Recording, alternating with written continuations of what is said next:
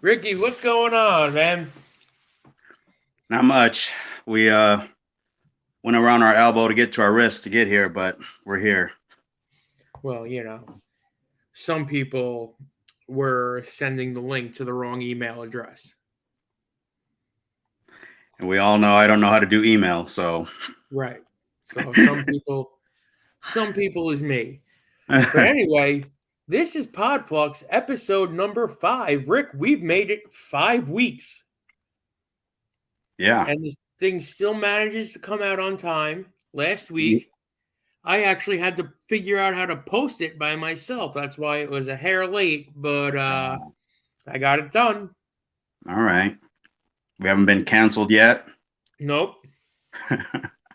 Yeah, well, here's hoping, right? we're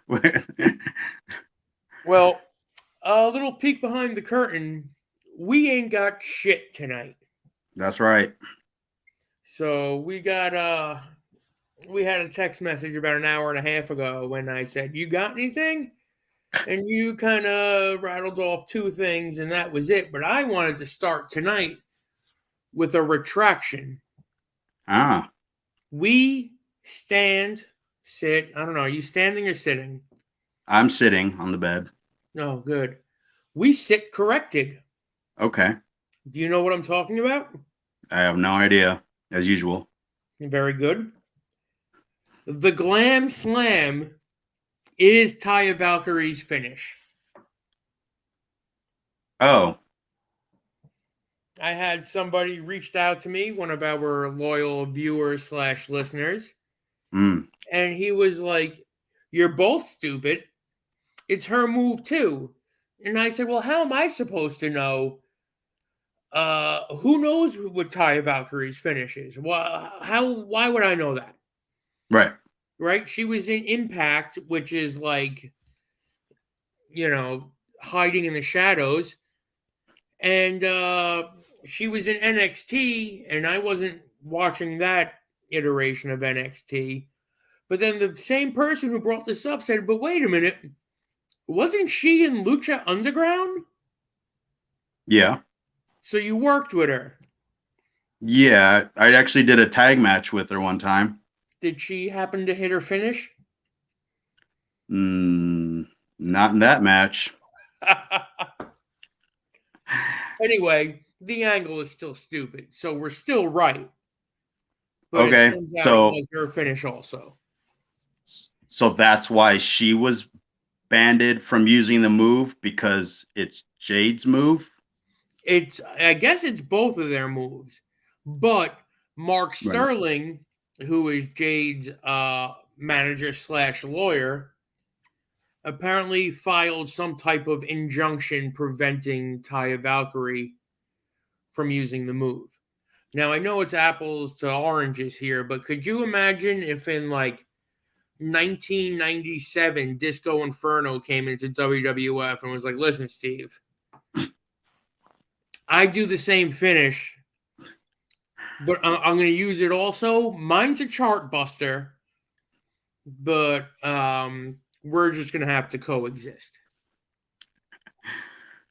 Okay. Does that excuse the stupid ending to their match as well? No, it actually Okay. makes me angrier knowing that it was her finish and she doesn't have a better out for somebody out of her to get out of her finish. So once again, she was not allowed to use the finish, right? Mm-hmm. Her finish. She Mm-hmm. blatantly hooked the finish or move blatantly in front of the referee, The baby face, yes. the baby face, and then for no good reason just put her down and put her hands up and said, "Oh yeah, I'm not supposed to use it," because the ref was like, "Whoa, whoa, hey, good thing you put her down. You would have lost. Oh shit! 1, 2, 3." Yep. That was what we were all supposed to. Okay, Yep. cool. That was All supposed to right. make Well, sense. confirming that we're idiots is not anything special. You know what I mean? Right. So we we never that's not claimed breaking to be, news. above Yeah. board on the IQ scale here. Right. Yeah, But you can't. You can't get these looks and brains too, people. Just one or the other. Yeah, with all of our teeth and everything. Right. So, And then all right. one last thing we didn't talk about, but I wanted to ask you to see. It's like 2 weeks old already. Did you see the clip of Braun Strowman going to throw Ricochet at the Viking Raider, who was not existent? No, I didn't, obviously. What? Okay. Okay. So the one Viking Raider takes a bump, right? Flat dead Yeah. in the center of the ring. And Braun Strowman goes over to tag Ricochet in, and without looking back, he goes to beal him into the center of the ring at the Viking Raider. But he had gotten up and taken a step back. So Strowman just beals Ricochet into the middle of the ring, and he just takes a bump, eats shit right in the middle of the ring. It was goddamn incredible. I can't believe you haven't seen it. No, I didn't see that. Oh I man, saw the one. Didn't he beal him onto the floor? last week, and Ricochet did the sign of the cross first and was like, Did I he don't think I want really? to do this. I didn't see that, but I saw the throw over the top, and then Yeah, that was like a callback to the week before when he fucking launched him without looking man. and there was nobody there. All right. So yeah, see.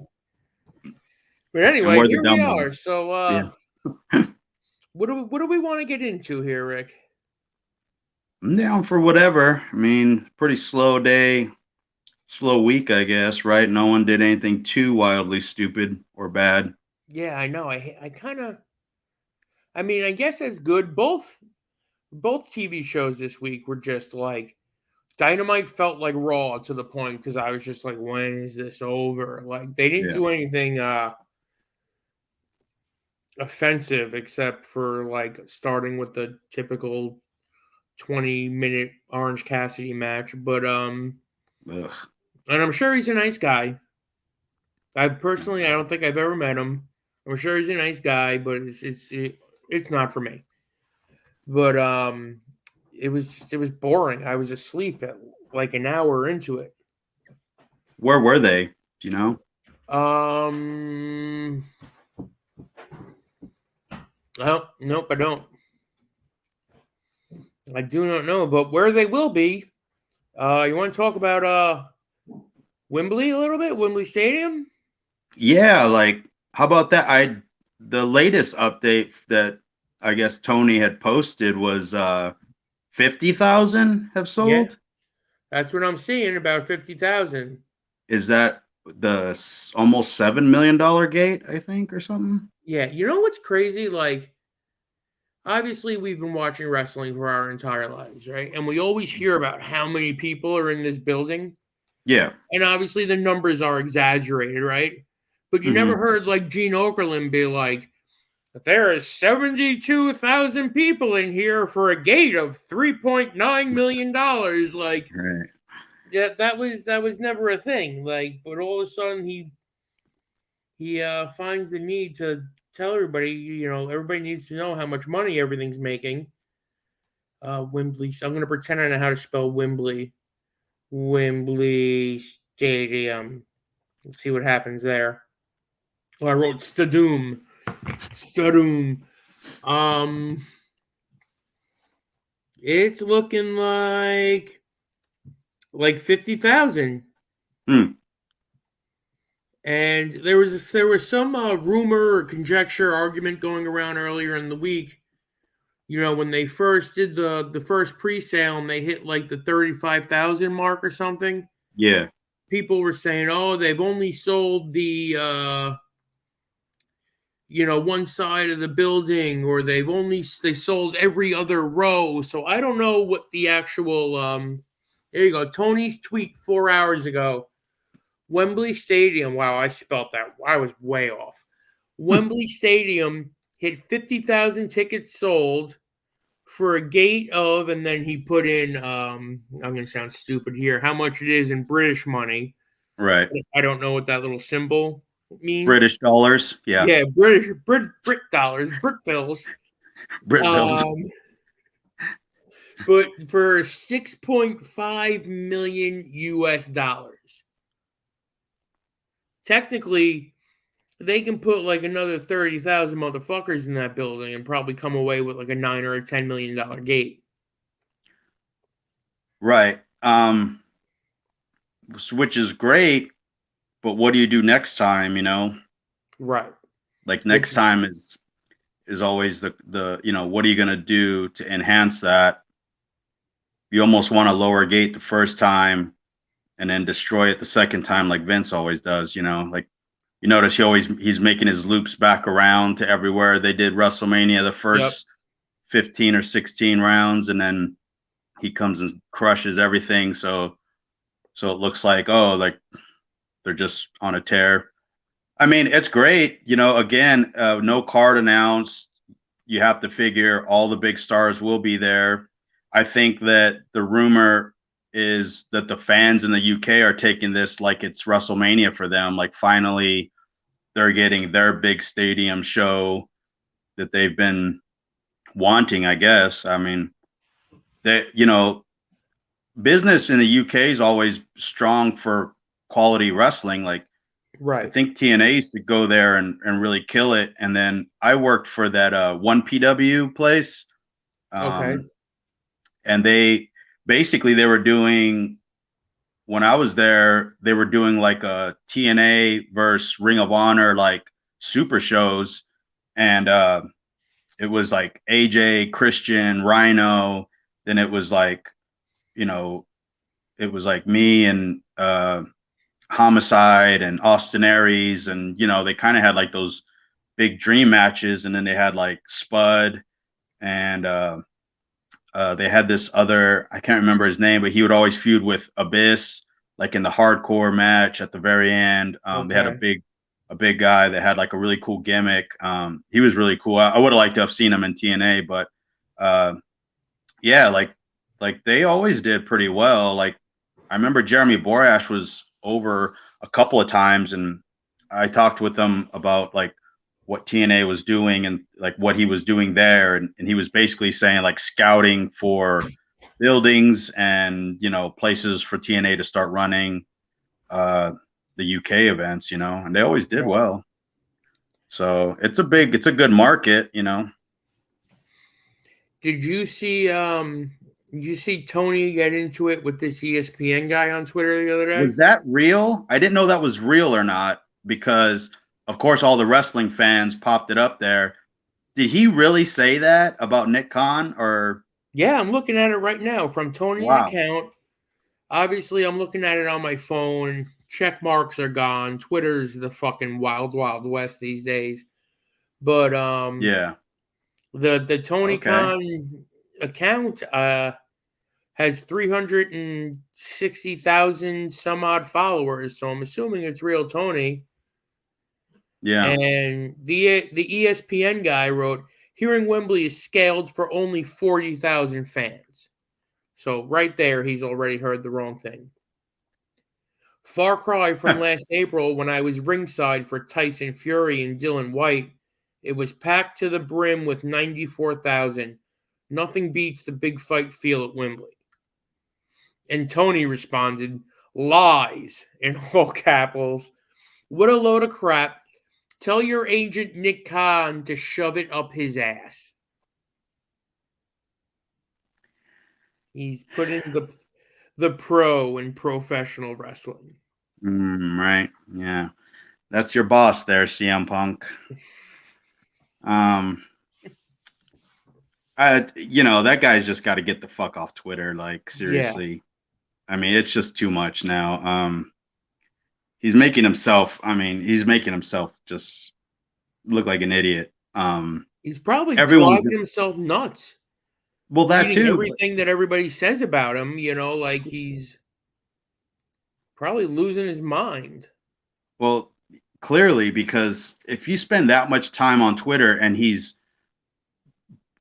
producing and writing Ring of Honor, Dynamite, and Rampage, like he got to be coked up 26 hours of the day in order to get all this shit done. Like he's doing so much blow that he got 2 extra hours. He got 2 extra hours of work in. Those are coke hours. Yeah, the coke hours. you know. Um, I don't know, man. Like why worry about that? Everyone's gonna have an opinion, you know. I mean, you know, they just are, you know, good and bad. What's the point in reading either one of them? You know, like focus on getting somebody over for crying out loud. Like, I don't Yeah. know. Well, you know what? He might be getting a little more rest because I just read, and I'm not sure if it's been verified yet, but apparently, um, AEW Dark and AEW Dark Elevation have been canceled for the time being. Good. Probably for him to concentrate more on the Collision show that's coming up. But I mean, back to Wembley though, they're gonna need a monster card there. If they do fill this place to its capacity, and they're setting the bar so high right off the bat, they're gonna need something to justify it and to make people want to come back next time they come around. Well, yeah, yes, absolutely. Um, but here's the real question, right? Is what is a WWE planning on the other side? Like you know that they know that this is happening, and you know that with their mentality is like, okay, how do we go over there and absolutely just crush hopes and dreams of them ever coming back with some sort of mega show of some kind. And if anyone's going to outdo them, obviously it's WWE will There's only one outdo that can. whatever. But that's what I mean. Like if will they have like a boxing angle, you know, at SummerSlam? Will SummerSlam be there next year? You know, like to revisit it. Well, what You I'm know, thinking right now, because they're dipping their toes back in the international waters by bringing Backlash to Puerto Rico. yeah, I'm wondering if they're gonna bring, like you were saying, SummerSlam, Rumble over there. yeah. Something where just the name of the show itself is Will gonna draw the house. will sell out. Yeah, it'll sell out with just that. Right. Then they can pop like a major angle that something like they did at the Rumble this year, you Mm-hmm. know, that'll set the tone for the entire next, you know, 10 to 12 months of business, you know. Um I think that's what they're doing. I think they're just okay, well he got there first, let him have his moment in the sun. You know they're gonna fumble fuck it around by the time they get back here, and whatever happened there is gonna dwindle away because what they just can't keep anything strong going. Like what would you do there that could possibly be any better? You know, like I mean, it's gonna look good. It's great for everybody. I'm glad you know they're all going over there, but it's what are they gonna do with it? Is Well, the question. it's it's gotta be good. It's gotta be a quality card. But it won't be Right. because he's going to want to get everybody on it because Mm-hmm. he's an amateur booker. And how many matches are going to be, you know, 15-way scramble, you know? How many Uh, trios matches? yeah, like you're going to have a trios tournament there so everyone can get their shit in, Right. The you hot know. new tag team of Orange Cassidy and Bandito. You know about that? Uh, I I listened to Conan's podcast the other day and he was like, didn't understand why he put his glasses on Bandito and then they just posed. Yeah, and now they're best good friends, And I guess, I don't know. like Bubba and Forrest. But the But what are last they thing going I to? want to bring up about AEW Mm, was when they fumbled Jay White. We were saying, man, they constantly do this. Did you see what they did last week? with Roderick? Yeah. Since when did debuts happen in the form of a run-in Um, week weekly? Like What does that do for anybody? I mean, at least I know it's that audience, but the crowd was hot for him. He looked great. He hit some of his shit, but then last night his first match is in an 8-man tag. For the people who are just listening, Ricky's just shaking his head. I saw the hot. So he gets the hot tag, obviously. So I saw the hot tag, which was basically his run-in. Right. So we saw Roderick's best of 2 weeks in a row. Right. And I can't even recall, and I watched it live, I can't even recall what the finish of the match was. Right.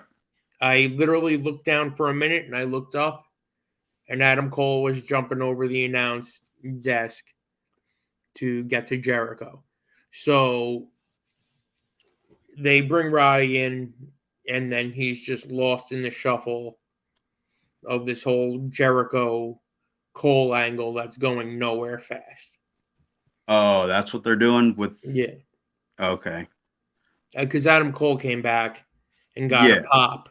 Yeah. As soon as he got a pop, you can almost hear Chris Jericho sticking his head out through the curtain, like, See you next week, kid. Yep.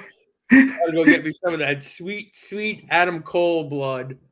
He went to the dry erase board and just started erasing the opponent for Adam Cole next week. Yeah. I'll fix that. He was in the middle of writing Chris Jericho versus Adam Cole. Yeah. Oh, God. The eraser, the most powerful thing in wrestling. Yeah. The dry erase and the 8-ball. Yeah. Anywho, but I mean, I think that's going to conclude our AEW portion for this week. I think that just because it's a big event in the UK, it's going to sell out. Yes. The important thing to understand and focus on for AEW is, what are you going to do with that?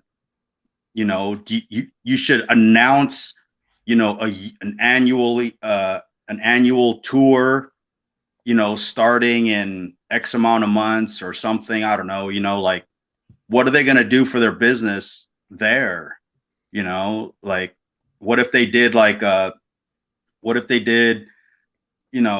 7 shows in 10 days, figure out a tour schedule, announce that there, all the media eyes will be there, sports, because it's going to be a huge event, altogether. If you don't work on it and capitalize it, say, hey, at the end of the year or in January, we're coming back and we're going to hit 7 cities in 10 days. Do a TV. Yeah, we're going to shoot a TV here, and that's going to be a yearly thing. It's like, oh, wow, we have something, they're coming back, something. You got to, you can't just go over there, do the show, take all that money, and then run home.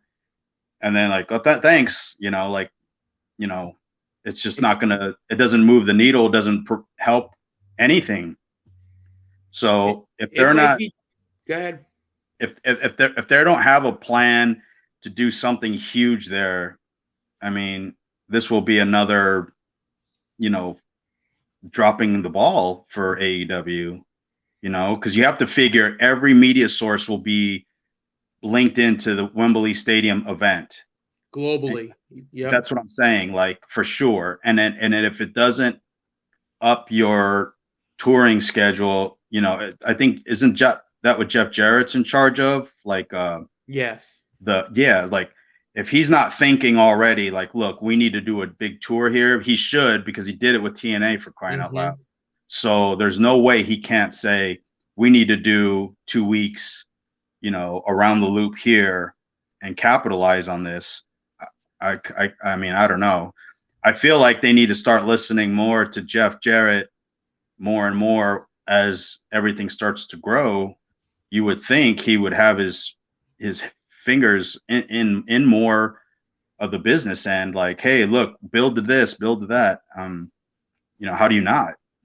Yeah, well, I think the person in charge there probably doesn't want to listen to anybody else but himself, but that might be something that will change as he gets a little more seasoned in what he's doing or has a nervous breakdown, whichever one of those two things comes first. But it also, think about though, if they put themselves out there, like you were saying, 10, 12 days on a 2-week tour or something, that might be just long enough for AEW to put a bad taste in all the European wrestling fans' mouths. They might just want to do the stadium show annually. And That's Jeff true, Jarrett's but probably smart enough to know that also. that's true, but here's the fucked up thing, right? Is they have a lot of good wrestlers, Yeah. and you would think that house shows are booked different than obviously however their TV. And I know you run your house shows off your TV angles and stuff, but if you just go in with really good into really good like dream matches or whatever you want to call them for overseas tours, then that will draw, because that's that audience, it's the UK audience is a lot of smarter type fans, that Mm-hmm. want it. I don't know. I mean, I think WWE just came back from like was it Yeah. Paris? They did something because I remember Shane Helms tweeting all this good stuff about it, and like I think they had Cody and Finn working on top on those house shows. Yeah. So I mean, The only clip I saw was the people in Paris losing their shit for Baron Corbin, which like broke my sense of logic immediately. right. And it's like if they're popping for that, how awesome was that match? Like those guys going out, Um, yeah, I don't know. I would think that they would line something major up. If they just go in and go out once a year, they're idiots. Yeah. So Well, speaking of idiotic, do you want to spend a couple minutes talking about the WWE draft of 2023? I like how they fixed their mess up of the first one. Then they started um drafting groups of Yeah. people, right?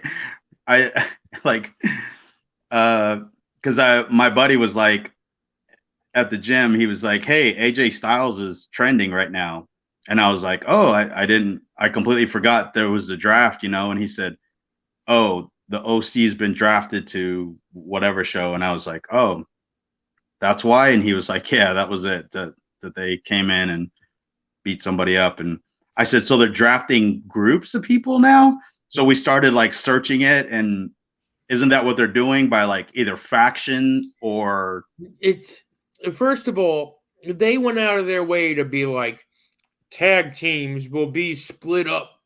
Like yeah, remember back in the day on the Royal Rumble when they'd be like every man for yeah, himself. You might even see tag partners fight and then Axe and Smash beat the shit out of each other for 2 yeah, minutes. they were 1 and 2, yeah. Yeah.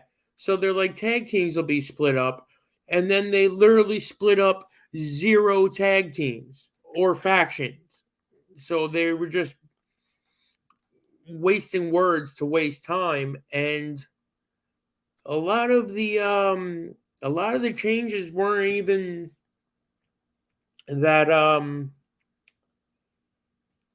that big. There was like nothing really great happened. Cody Rhodes stayed on Raw. Becky Lynch stays on Raw. They did move Imperium to Raw. So we might be, Mhm. getting treated to Cody and Gunther at some point. Riddle stayed on Raw. Miz stayed on Raw. They drafted McIntyre to Raw. They drafted Nakamura to Raw. Um, what else do we have here? Indy Hartwell from NXT. They called Apollo Crews back up to Raw from NXT. Oh man. Is he like, damn? Yeah, I was doing all the good shit down there. Um, Candice LeRae stays on Raw. Sonya Deville is coming to Raw. Chelsea Green, Raw. Dexter Loomis stays on Raw. They brought up JD McDonough from NXT. Are you familiar? I No. think he was. I don't. Maybe he was Jordan Devlin. Oh, Jordan Devlin. Oh, okay. You're right. The models are on Raw, where they've been for like the last 2 months, fucking around with Chad Gable and Otis. They moved Natty to Raw, the Viking Raiders to Raw. They brought up Zoe Stark from NXT. Rhea Ripley staying. Kevin Owens is staying. Sami Zayn is staying. The Judgment Day is staying. Where's the rest of this? Liv Morgan and Raquel Rodriguez are on Raw. The New Day's coming to Raw. Trish Stratus got drafted to Raw. So What I was she thought she on? was kind of doing like a 1 or 2 off deal here with Becky. But for her to actually be drafted to a brand, I thought was a little. What do you think about that? I didn't. Not that it Yeah. matters. Is Huh? she back full time? That's what I'm wondering. Yeah. That would have to be the case, because why else would she be involved in that? I mean, you have to figure what till maybe SummerSlam at least, or Right. is she doing Survivor Series?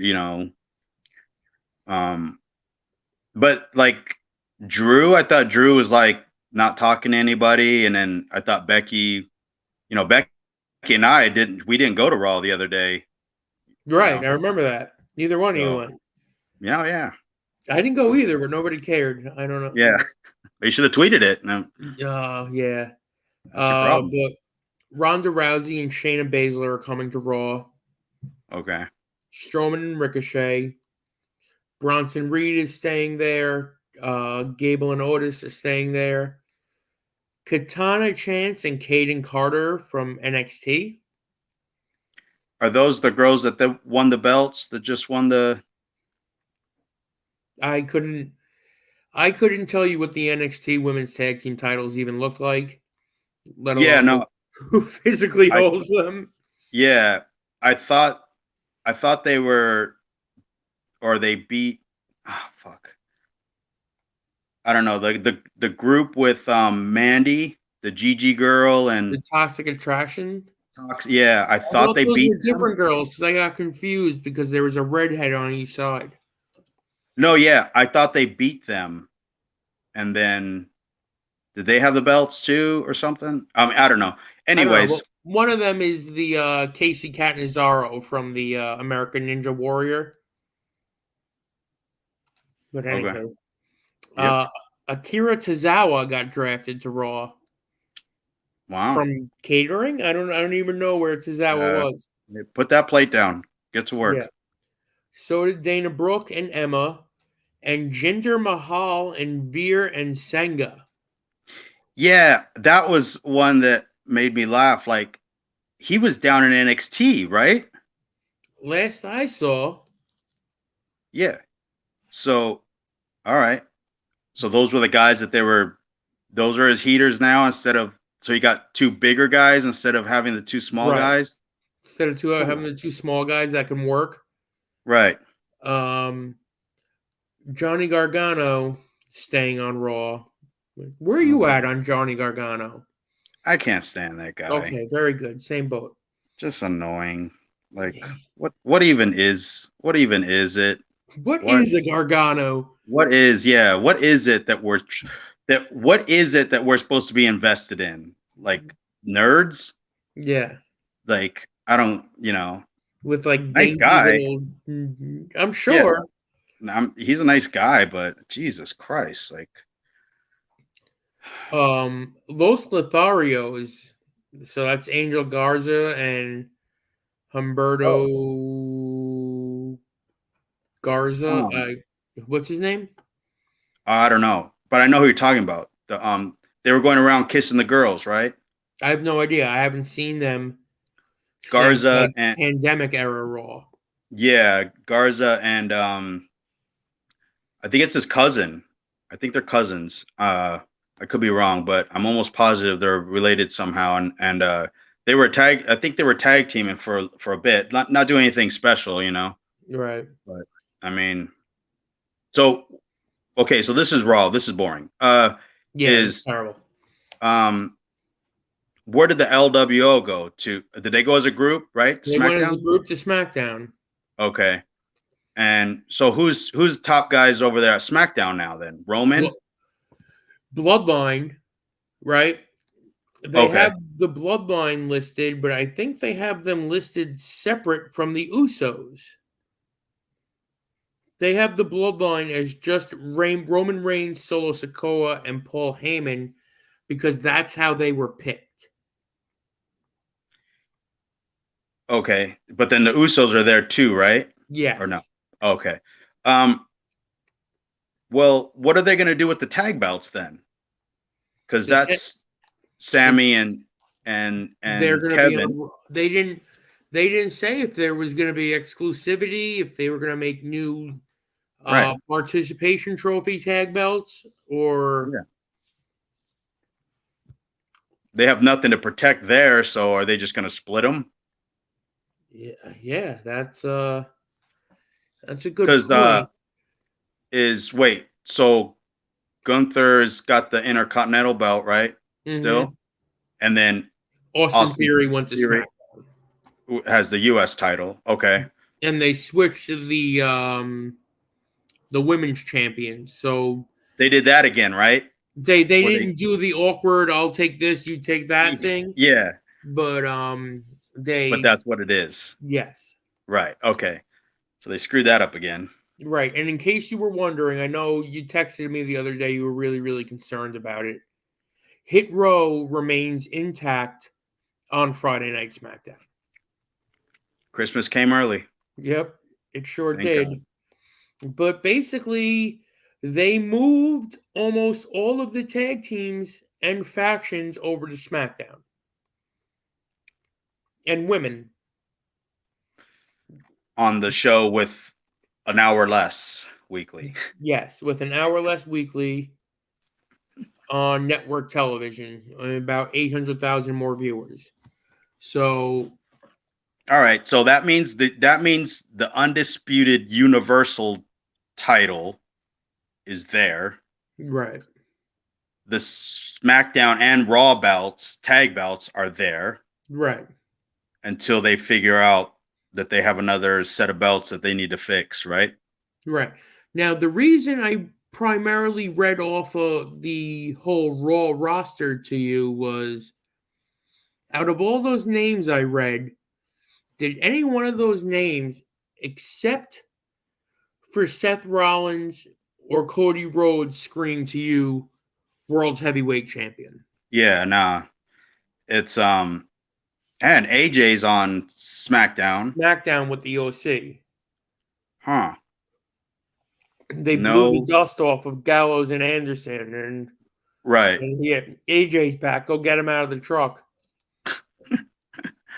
What, I don't know, like, I mean, at this point it cheapens Cody winning the World Heavyweight title. Yeah, it can't be Cody. So it's going to be Seth. There's no other. I feel like is Cody's quest here to stop Roman or to win the World Heavyweight title? I know he says to win the World Heavyweight title, but I don't know. Even just looking at this, I'm thinking, fuck it. Put the stupid thing on Jinder Mahal in Saudi Arabia and pour some fucking steam on him back in the States. I mean, Why not? It'll get a crazy reaction. Can you imagine if he Yeah. And he'll come home and get fucking. He'll get good heat. Or put it on fucking Dominic Mysterio. Why not? Oh man. I mean, I don't know. That What a thing is what a they dumb they just thing. shot themselves in the foot doing that. Like they should have let the unified champions go back and forth Mm-hmm. that's a better way to explain that they eventually get tired and beat up, and and someone takes the belts, one of a set of belts off of them. It gives them an out. If I wasn't run down, you Right. know, pulling both wagons, blah blah Yeah. blah. It makes more Exactly. sense. It makes more sense. Uh, I don't know. It just adding another belt. It just I don't know. Is I'm curious what Cody thinks of it. Like, is it him like, oh, thanks, because you didn't want me going over on your guy. So does he still feel like an outsider there? You think? I don't know. I wonder what Roman thinks of it because, to be honest, as soon as he pulled that tablecloth off of that belt, if I'm Yeah, Roman Reigns, I'm going, well, we just threw 3 years of storytelling in the garbage true. with Yeah, with one single movement. We just threw away everything I've been doing for 3 years. that's true too. Yeah, I didn't think of it that way either. But Which, fuck it, I'd come to work less too if I knew they were going to do that. WWE is gonna keep moving, not from just one person's hurt Yeah. feelings. Like they could care Yeah. less. He's getting too big for his britches. Go get the other belt. Yeah, right. Oh, Christ. All right. Let's move on from here. Hmm. Um, so you wanted to talk a little bit about New Japan? Yeah, have you been following any of that? Not really. Okay. I kind of So fell off with the COVID restrictions and everything and uh haven't really come back yet. so a couple things happened, I guess. Well, this might be a spoiler, I don't know, but or if anyone cares, but I think Tamatonga's going to AEW. I read something recently today Yeah. that may have been the case. Yeah. So that might be why he kind of had this last babyface run, leave on good terms. Um, so I'm curious on how that's all going to work out because they have Jay, Juice, and if they had Tama, that would help with they're building like their own Bullet Right. Club there. The So BC Gold or whatever they're calling it. yeah, so they need bodies for sure. So um, but no, so finally Sonata beat Okada. I think it was last month. Right. Um, after he's been like, I think he was like one, like Okada was like 7 wins against 1 loss or something up until that point. But what I was thinking was how well New Japan does wrestling 101. So they get a new person that they're gonna push as the guy. So they get the old aces, Okada and Tanahashi, and they put them down with the mid card belts, their 6-man tag belts. Mm-hmm. They're the champions there, you know. So that way Sonata doesn't have to compete with Okada, co-main eventing every fucking event, because the way the fans are there, they still look at Okada obviously and Tanahashi as way bigger stars than Sonata, I'm sure. It's John Cena with the U.S. title. Yeah, pretty much. Well, Right. John Cena with like the tag belts, you Right. know, and they're leaving Sonata by himself on top, like so that then they re-debuted a young lion who came back from Mexico City and attacked Sonata and has this cool new robe and new look and everything like they're supposed to. So now they're headlining the next big pay-per-view, which is the big one in Osaka Joe Hall. So that's like a 8 to 10,000 seat building, like that they're hoping that sells out with them on top. So, but Are they back to full capacity in Japan? yeah, Okay. the past few months has been back, and they've had sellouts on their major events at least. I haven't read what the touring dates have been looking like, but it looks like it's all back to normal for the most part. But yeah, with Sonata on top, like they're at least letting him have I think, it might be kind of how Brett was with Sean, where Brett left, and then he was like, "Well, let's Let see him how you're." struggle. Yeah, let's see how you do, and then I'll come back when I'm needed. Like, I I don't know if that's exactly it, but that's how it looks to me. Where this next big show, Dominion, will be the gauge, like how well he's doing as champion, because now he's the attraction, and the young lion basically is challenging him, right? So Right. it'll be interesting to see. I haven't followed too much, but like I know they're they're finally putting a rocket under David Finley there. Yeah. So they had him beat Tama. So if he's the guy to beat Tama for the belt, that Tama beat Carl for the belt type thing. It's kind of like, so he's finally becoming the guy there. So it'll be interesting in the next few months going into the G1, because everything will spin off the G1's, their Royal Rumble to Right. WrestleMania. So I'm real curious this year with Okada and Tanahashi so low on the cards. This gives other guys a chance To get over. to to get over, and then you're going to heat up everybody from this point, from Dominion on to the G1. It's going to be, now who wins the G1 is the big question, right? So Right. because that tentatively is your headline for Wrestle Kingdom. When is the G1? It's usually during the summer. It ends August, between 13th and 15th, just depending on the weekend, on how it falls. But they'll usually end there, and it's around a 6-week-ish or so tour. Have you seen the vignettes for the coming soon I thought it was Moxley. Wasn't it DT? Moxley? I just saw it the other day. Was it Moxley? Yeah, they had, it was Moxley, was because he's going to be at Dominion. So that's why I'm thinking Dominion's going to be, they're bringing all the bells and whistles to make sure that main event draws uh, with a heavy undercard. So they'll bring Moxley in, and then will he be in the G1? That might be the whole purpose, to set up Yeah. his announcement for the G1. So because right now they're starting the Super Juniors, then Super Juniors will roll into Dominion, then Dominion will roll into the G1 series. So That's lame. I hate that it's Moxley. yeah, I don't Like know he's if it gonna was break somebody's bones and drink their blood.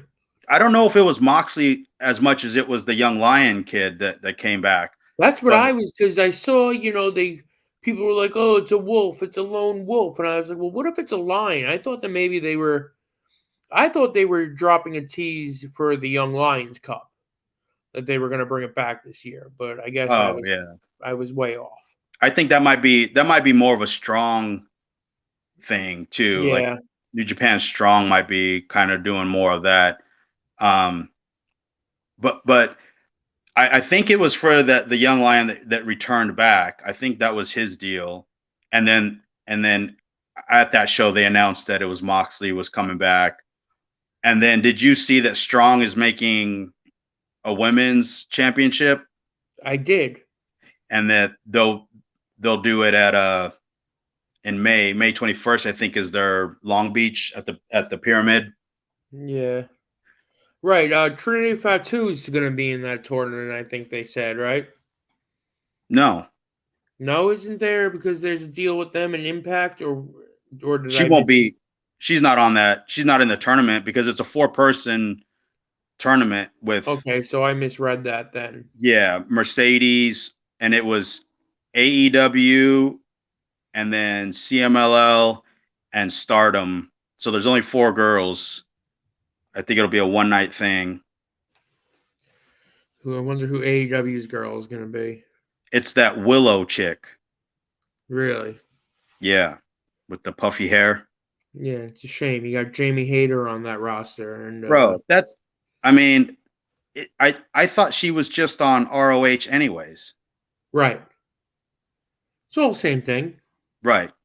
And this is what I mean. Like that's what you were gonna bring. Like, I don't know. You could have brought like Tony Storm or uh Ruby Rojo or Soho, whatever her name is. Like Ruby Rojo. Ladies and gentlemen, you have just heard the one Spanish word that Ricky Reyes knows how to speak. Ruby Rojo. Uh, Roll the credits. Oh, fuck. but she would have gave a better match. Like, she's way more skilled in ring, and that's the style in New Japan, and New Japan Strong is come ready to wrestle, Right. Or they because could have used. You got to figure Mercedes will be in the finals, right? I think she's working the CMLL girl who I've seen clips of, and obviously she can fly and do all the cool shit, but like, you know, how well that'll translate as wrestling, but she'll still be an attraction because she's a top CMLL star now. So if Mercedes is looking to, you know, continue to make the statement that I'm a wrestler before I'm a entertainer or whatever, she's going to need those matches to keep moving along in this process. Yeah. And I just thought that Ruby would have been a much better, Ruby or Tony would have been 10 times more attractive as far as the in-ring work of what you want this belt to become, you know? Because I feel like the Willow chick, she'll just get knocked out in the first round anyways. And okay, if that's the case, because the Stardom girl, I think, is working against her. So that makes sense, you know? Right, but they could have taken one of, Hikaru Shida. Yeah, exactly. Yeah. And put her in that role, and then had a story about the girl from Japan getting a chance to win the Right. IWGP, but that would have made too much sense. Right. So, but that's what I mean. Like, there's probably 5 other girls better suited for that would have made the tournament a lot more interesting. Right. Instead of just so heavy on one side. It's like it's Mercedes against whomever, you know. It's like, you know, I just thought that would have been way better. I was excited to hear that they had a girls division now in Strong, because the more that they start building Strong, the better, you know, it's becoming, you know, like the youngest Tongan kid beat Kenta for the Strong open weight belt. I think just the other night. So that's really good too, because then now the title changed hands in Japan, so that's like a big deal, you know, for them. Right. But yeah, I don't know. I just it's interesting now just seeing how Okada stepping aside is really giving everybody a lot more opportunity, you know. So well, it's interesting. I remember Sonata when he was on excursion in TNA. Yeah. How long ago was that? 8 years ago, or Yeah, probably, yeah. 7, 8 years ago, and then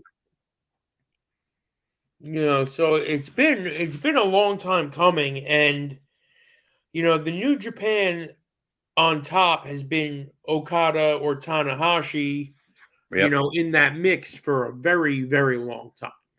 Well, Okada came back and beat Tanahashi in February 2012. Right. So we're 10 years of Into just those Okada. two. Yeah. Of just those two, you know, because they would, and in that time you heated up Jay White, AJ came through, Omega, but it's basically been either Tanahashi or Okada with either G1s or Wrestle Kingdom championship wins. Yeah. So it is like one of those things of, you know, like that they're basically giving the nod to Sonata. Now what he does with it from this point on, I don't know. But the G1 and Wrestle Kingdom is their Rumble WrestleMania road, you know. Whatever happens at the one is pretty much setting up, The for next. the other. Yeah. So it'll be interesting. I'm just glad that they're heating up other guys. Uh, and we'll see. We'll see what kind of influence AEW has besides Moxley. Like, I'm curious. I'd like to see. I mean, I'd like to see Cesaro or Claudio go for the G1.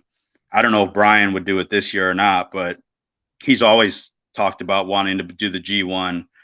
I know Brian's always wanted to do that, so it would be interesting. I mean, that's usually. I mean, they usually do 3 days in a row at the Sumo Hall or Budokan, whichever one ends it. So you're gonna need big names. It So would it'll be good. if I were Claudio or Brian Danielson, it would burn my balls to know that John Moxley's going over there. And I'm over here, part of the Blackpool Combat Club with nobody from Blackpool in it. Right. From which makes no sense. Right. Now they're basically just, appropriating a different Yeah. ethnicity, but whatever. Yeah. All right. So Rick, we last week teased that we were going to talk a little bit about your time in Puerto Rico. So I'd like to go there because I've got some questions for you about there in Puerto Rico. Now I know that you trained New Japan Dojo, right? And I know that you spent some time in Japan. You spent some time in Mexico. Then you spent some time in Ring of Honor, and then when you finished up at Ring of Honor, you went over to Puerto Rico? Yeah, so I think I left Ring of Honor late 2006, maybe 2007-ish, early 2007. And then I went to Japan for 01 in 2008. And then when I got back, so on that trip in Japan, Carino started booking Puerto Rico with Carlos. So he asked me if I was interested in going there for a while, and I said, yeah, I definitely was, because I was always on my list of places. At 01 there, was that like your first run in with Steve Carino? No, because I was already because I may have met Steve either at PWG or Ring of Honor. I can't remember which one was first, but I know me and Rocky wrestled him and Punk in Boston one time for the ROH tag belts. And then when I moved to Pennsylvania, I lived 10 minutes from Carino. So Right. I helped train his school and stuff for a long time, for a few years. So we had already had a good relationship, but he asked if I was interested in going, just because the money wasn't great, but it was still like set up like a territory where you were going to be all these house shows, you would do TV, and then that was how you did every week, and you would get paid according to how the week did. Right. So, yeah.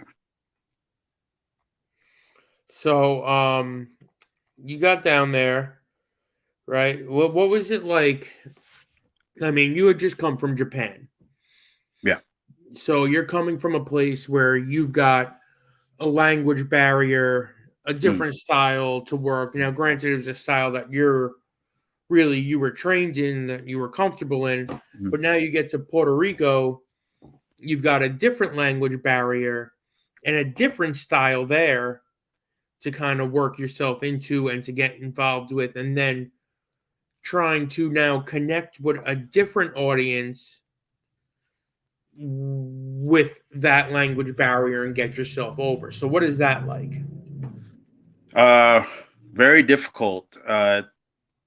So with wrestling in Japan, I had been there at that point was my 10th tour in 2008. So I kind of had the gist of it, and that was pretty easy to do.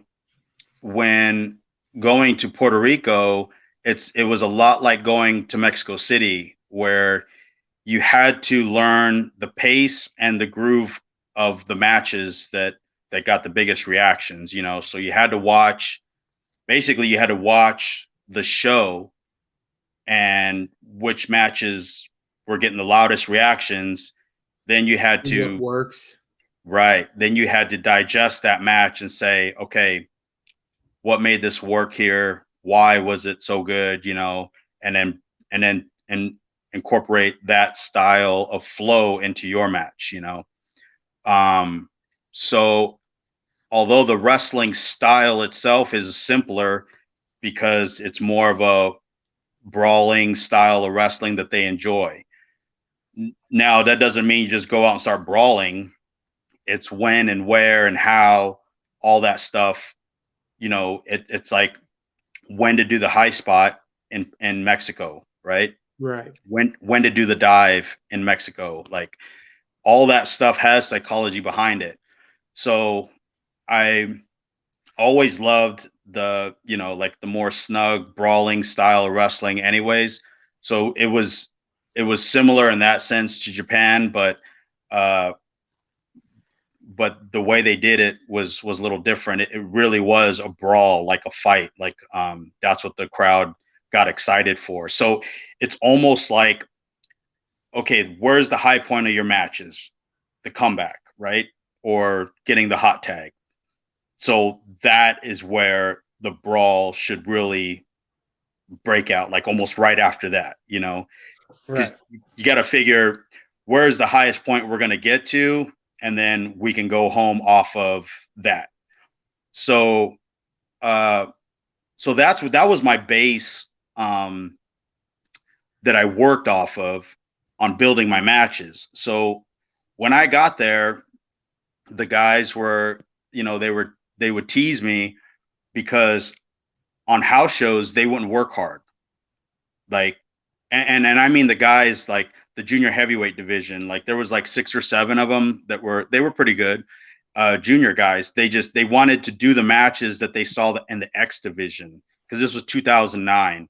So Right. the PD Williams, Chris Sabin, like those guys were the guys that they were looking at, like, oh man, these guys, they wrestle a cool style, like a video game style wrestling, and they wanted to do that, but they only wanted to do that when they went to TV. And if the house shows don't come up, if the TV's not good, they're not going to go to the house shows, right? Right. If the house shows aren't good, they're not going to come back when we come. It's a territory, it's an island. So we were hitting the same building maybe every 3 weeks, so if you didn't do good, if you didn't have a good show 3 weeks ago, what makes you think these people are going to spend their money to come back and see it, again? Yeah. Right. So you didn't do your job. So so again, Carino was booking down there. So he was telling me, he's like, these guys, they don't do shit on the house shows. They just do nothing. He goes, they think because the old guys, Chicky Star, Thunder and Lightning, and Ray Gonzalez, because they come in and they don't do anything, but they're over. Like the only reason why anybody's there is because of these guys, because these guys have already bled from one end of the island to the other. Like they're TV stars to the fans. So they're just going to come see them no matter what they do, and it used to piss me off, like to the point where I'd start beating the shit out of people just nonstop in the ring until they were fighting me back in the match, because I couldn't take that they were so lazy, like they kept telling me, oh, easy, take your time, easy. I'm blown up, and I'm like, oh, that's too bad, like I don't know what to tell you, but so really, like I started talking. Another thing that blew my mind was no one talked to Carlos. Like, What do you mean? nobody, like, he was always by himself. Like, he'd come to the locker room and he'd sit there and no one would talk to him and ask advice or anything. Right. So it was, by the time my last 6 months there or something, it was Sean Spears and Damian Sandow, Aaron, and me, and Carino had left in the summer. And I was like, well, fuck it. Like, there's no other place I'm going to get this type of, knowledge if I don't go talk to him, And everybody's like, oh, no, he doesn't like that. And I'm like, how does he not like that? Like, we work for him. Yeah. So I used to go up to Carlos and ask him all the time, like, hey, what do you think I should do? Did you see my match yesterday? Is there anything? I was looking for something, And the very first time I did it, it was in this town in Aguadilla, and it was like the locker room was downstairs, and it was a really, really nice, like, beach town. And the building was really cool looking. And I remember he was just sitting there. So I went up and asked him about my match, and he kind of nodded, and he goes, a good heel cheats to win, always. And I said, all right. And he was like, yeah, do that. And I was like, cool, done. So I was using a brainbuster as my finish.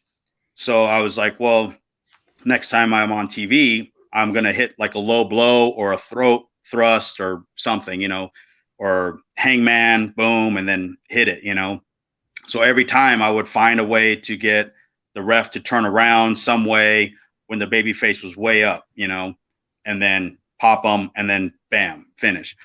So he kind of noticed that the crowd was slightly turning on me because I went from being a heel, and then a few months in, they started like, then I was, because the way I hit my moves, they were like, oh, like it was like they were popping on the moves, So Right. then they started, then it turned into they kind of like popping on everything I'm doing, It's like, even if I hit them with a running back elbow during the heat, they were like, yeah, because they could see the difference and the velocity of what I was hitting, So they started like appreciating more my intensity in the ring, I guess. So then I started doing the dirty stuff, and I got them back, like, like they would still pop on the move itself, but then they would boo me right after, for winning.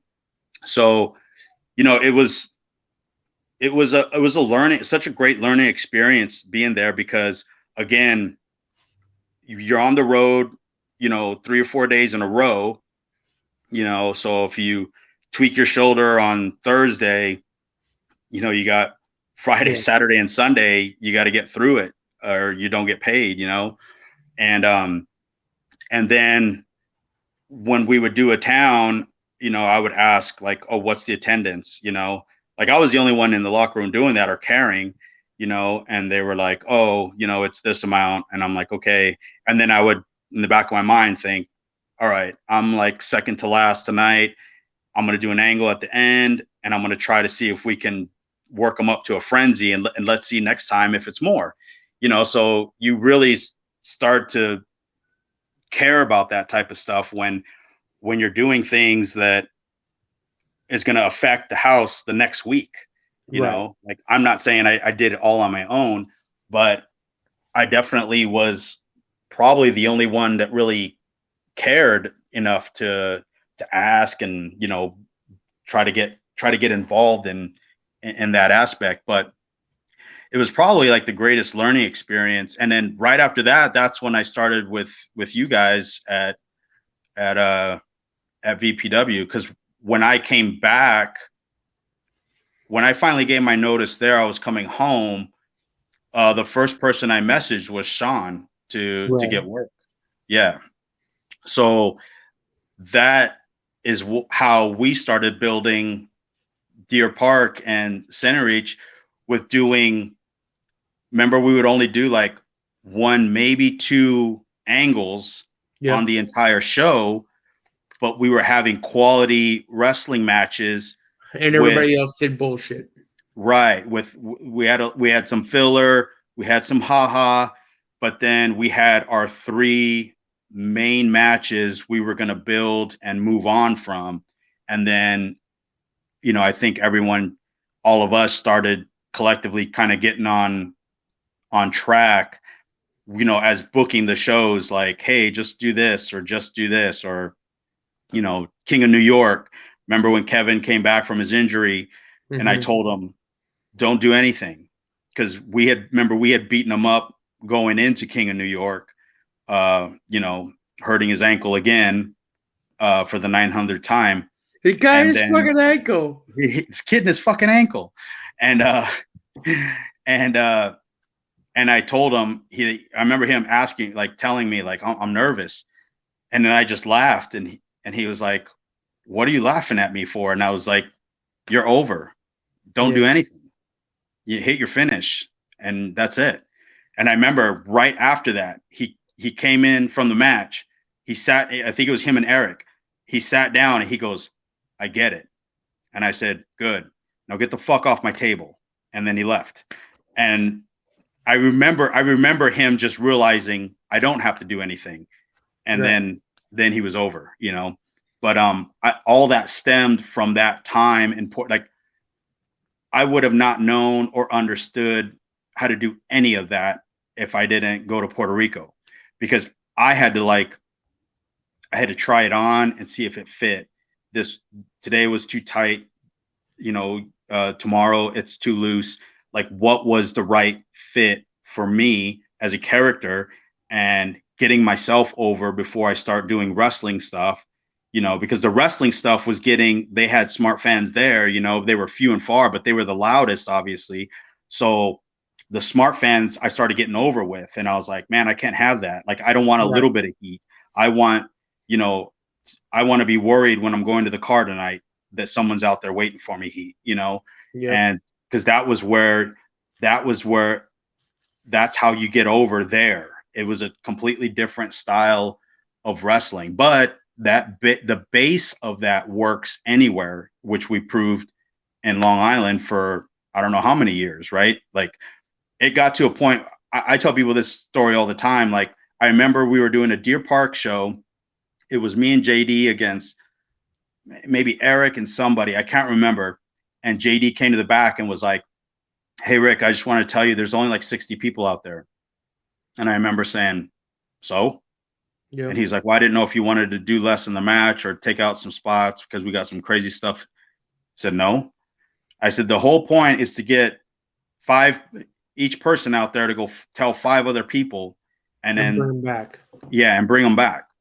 I said, if we let off the gas now, then we're just shooting ourselves in the foot, And that I learned that in Puerto Rico, because then the guys in the locker room in Puerto Rico were telling me, oh, you're Mr. Pay-Per-View match. You're Mr. Pay-Per-View match. And I used to ask them, like, what is that supposed to mean? Like, is that an insult? Right. And they're like, oh, it's because every night you think it's a pay-per-view.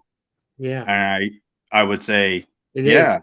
like it should be, because if you guys sit back here and complaining about money, and that was their big gripe, right? Like, oh, no money tonight, no money, no fans, no money. Right. So what did you do today to fix that? Nothing. You just sat back here, you complained about it. You spent all your time complaining about it. Then your match goes out there and then you got boo-boo face on walking to the ring, So I used to beat those guys. And there was one night, Carlos came up. We have to come back here in a week anyway. Exactly. And that was the biggest issue, was we were revisiting these buildings constantly. Like, you could watch RTV and be like, oh, where are we next week? Boom, boom, boom. Okay. They just announced the 3 dates for next week. We know exactly what town we're in. Yep. And so that was the thing. I remember Carlos, I beat up this guy, Carlitos, not Carly, his son, but this other kid, Carlitos.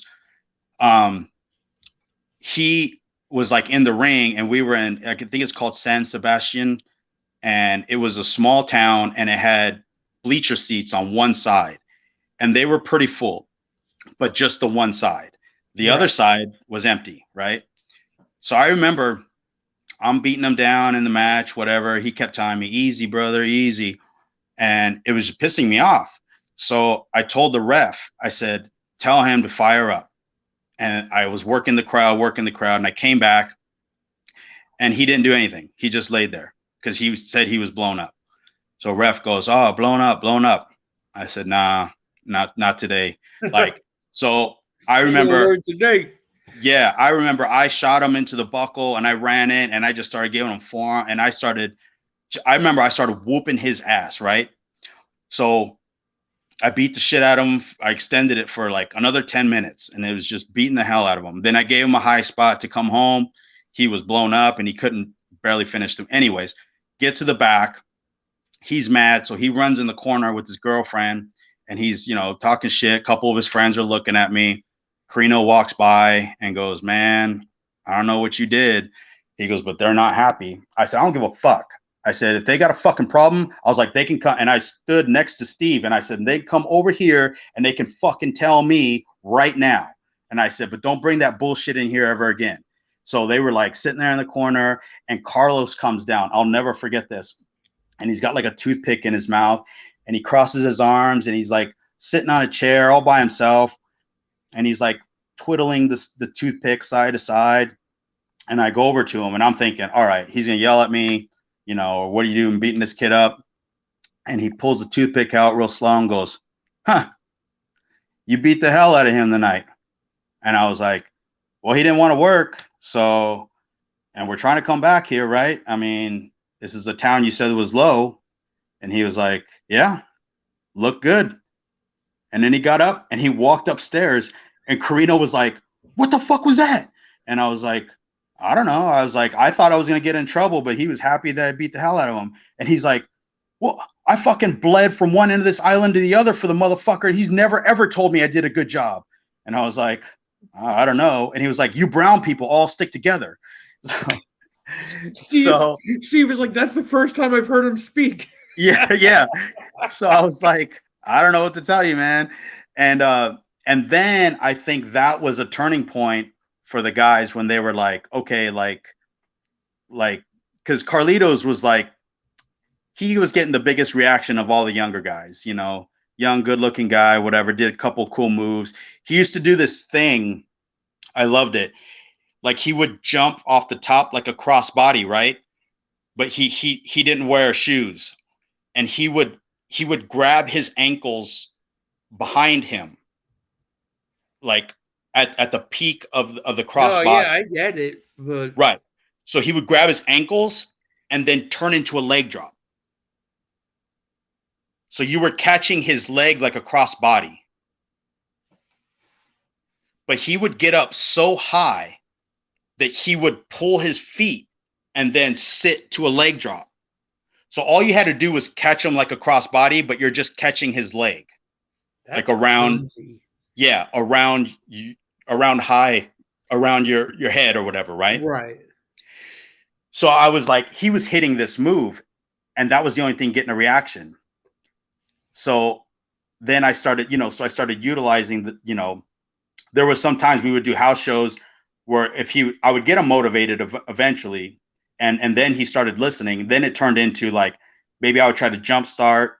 He'd fire up, and he would do Carlos Colon's headbutts and cartwheel and then headbutt, right?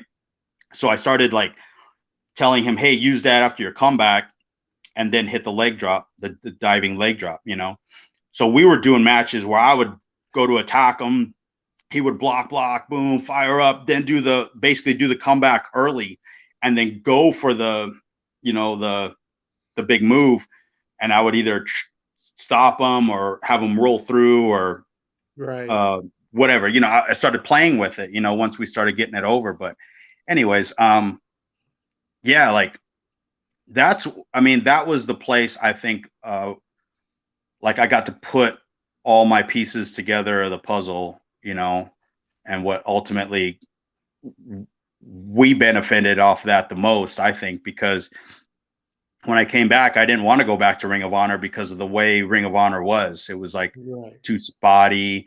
And I thought, once Sean gave me more, not really more freedom, but when he was willing to listen to us a little bit more, that's when we started really catching fire, Yeah.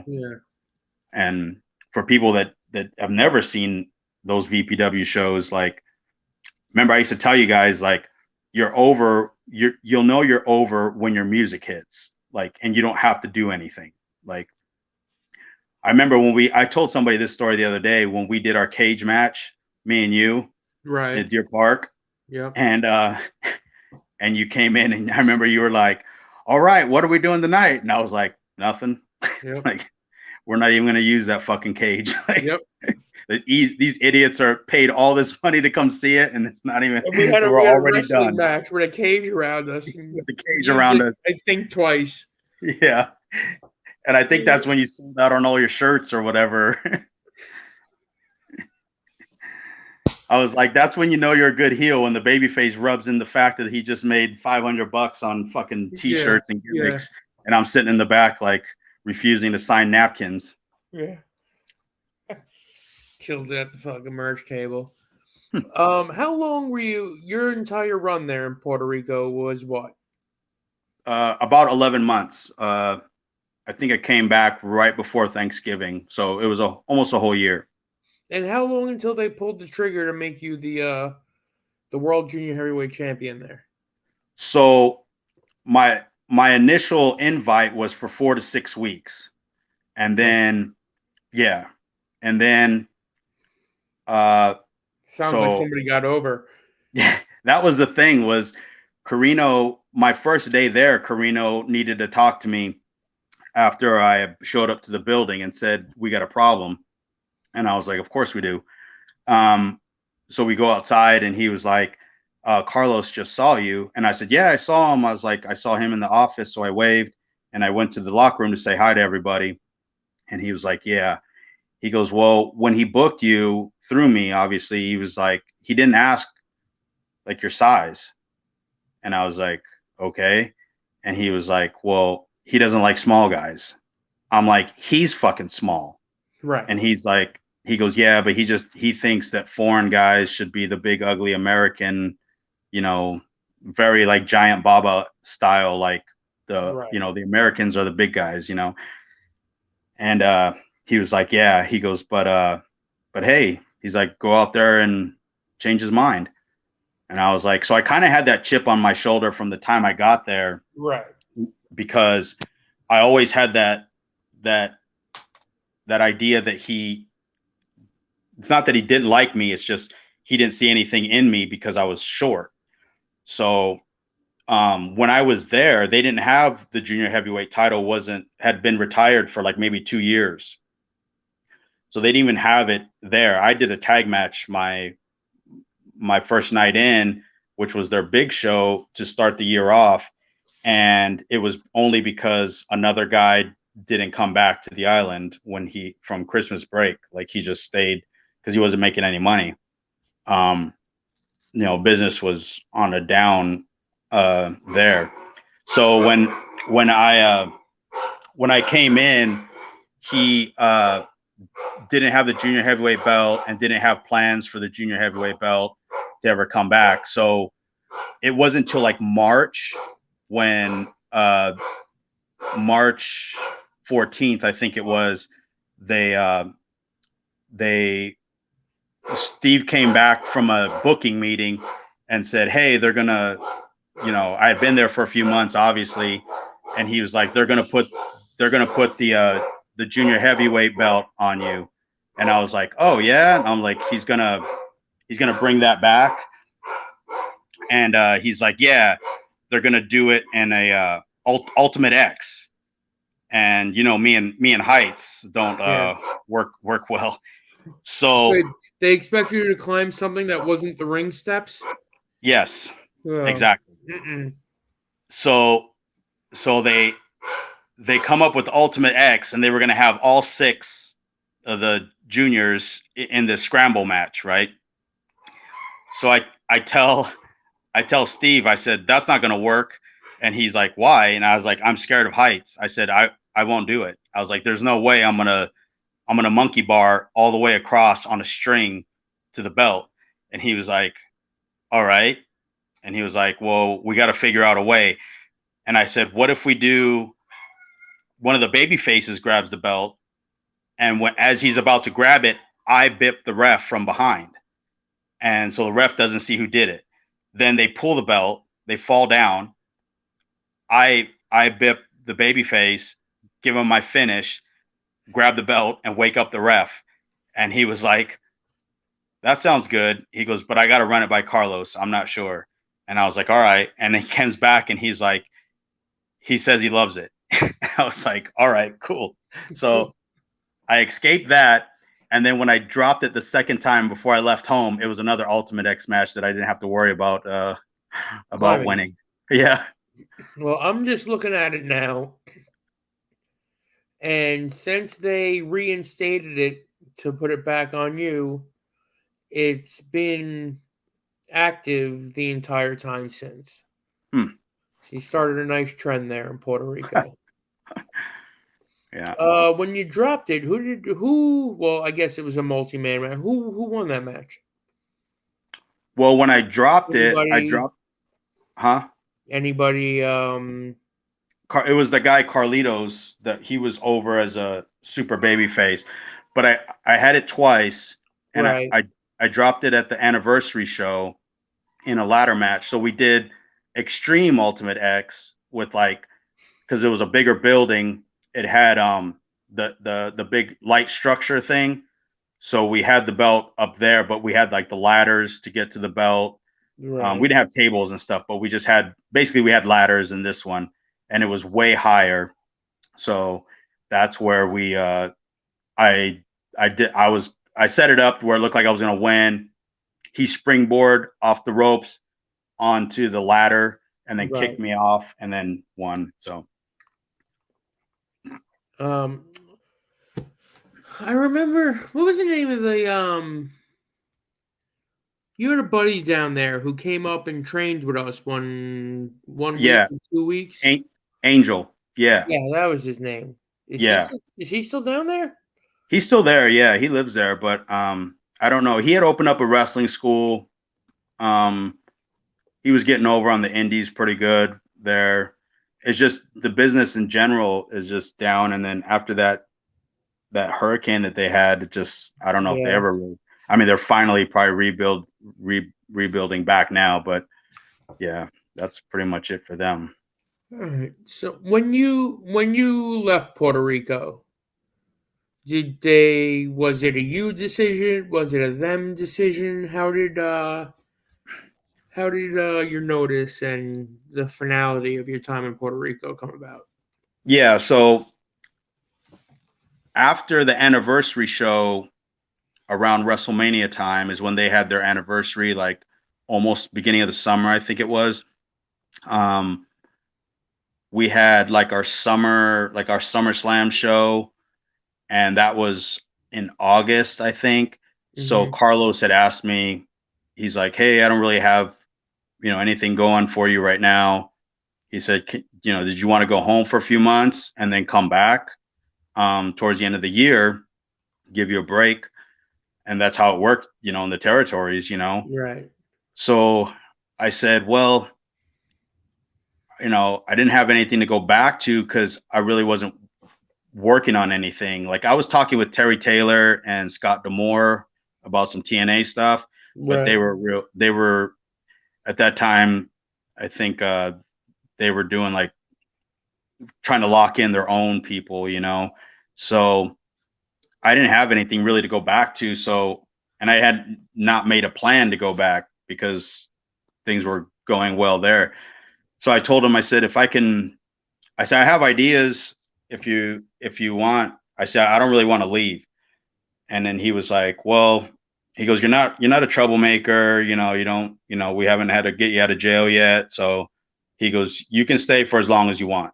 And I was like, oh, I appreciate it. He goes, but I need ideas. So he goes, come to the office on Tuesday and we'll talk.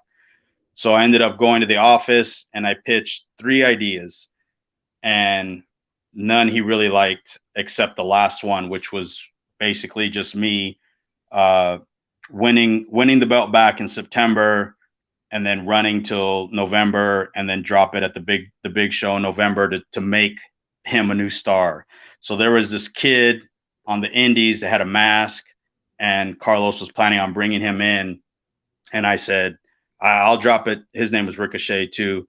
I said I could drop it to the Ricochet kid when you bring him in at the big show. So he's kind of like the new, junior heavyweight guy, like a Rey Mysterio type thing. Right. And he was like, that was the only one he was even halfway like, okay. So the other one was I pitched, like I had a running mate, Tommy, and I was like, everyone hates Tommy. Maybe Tommy's shitting on me, and I turn on him, and me and Tommy go into a big feud. And he was shaking his head no before I could even get the rest of the angle out. And he was like, "You're not a baby face." He's like, "I don't see that working at all." And I was like, "All right." And then I pitched something else about me and Angel teaming, but then I turning back on Angel, like fucking him over, like winning the tag belts, and then fucking him over. And he's like, not two juniors. No, doesn't make sense. And I was like, there goes the small guy thing again. Yeah. And I was like, so my last pitch was, all right, well, Carlitos runs with the belt. I fuck him. I talk about being the best junior heavyweight of all time. And then Angel comes and, feuds with me for a couple months. And then you bring in Ricochet as a surprise to the Ultimate X thing. And he takes the belt. And he goes, okay, we'll do that. Or something like that. And I said, all right. And then that's when I got the belt. Once I got the belt back, I said November I'll leave after the big show. And he was like, okay, that's good. And then that was it. But by the time I got the belt back, I started, trying to reach out to, so it gave me a few months, to kind of line up a schedule to come home to. Right. If I'd have left when he asked me to, I'd have came home to having nothing, So then you left Puerto Rico and you came to Long Island, New York, and discovered a ragtag group of dipshits, and it's all downhill from there. And we changed your life. Yep. Rick, I think that's a great spot now. I think we should cut it off here because that was a lot of stuff that I didn't know, and some good information there, and to see how Puerto Rico shaped you and you used Puerto Rico to shape us, and it worked out for everyone involved. I think we had a fucking fire episode tonight, bud. Yeah, man. Go get some sleep because you look tired. Oh yeah, man. I've been fucking kids and jobs and kids, and you know how it goes, right? Yeah. All right. Well, this has been Podfluxxx episode number 5. It's 10:30 Eastern, and I'm gonna have dinner. Oh. So good night, Rick. Good night, fuckers, and we'll catch you next week.